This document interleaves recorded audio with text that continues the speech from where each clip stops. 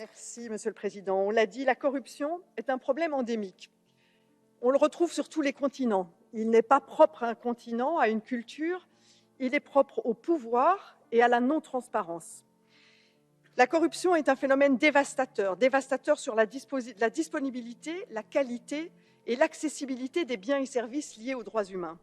Et il y a une étroite corrélation entre la corruption et les violations graves des droits humains.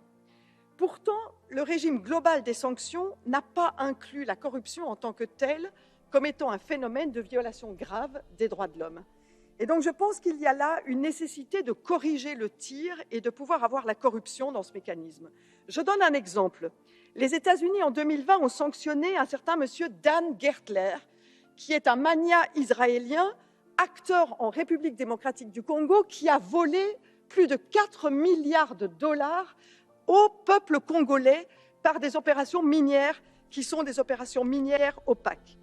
Eh bien, quand les États-Unis ont sanctionné M. Gertler, l'Union européenne, ne le sanctionnant pas, lui donnait accès à des opérations qui n'étaient plus possibles aux États-Unis. Et donc, grâce à ce paradis que représente l'Union européenne pour les personnes qui sont des corrupteurs, eh bien, il a pu continuer à voler l'argent du peuple congolais. Des exemples tels que ceux-là, il y en a des centaines aujourd'hui dans le monde que nous acceptons sur le territoire européen. Ça doit en finir. Merci, madame.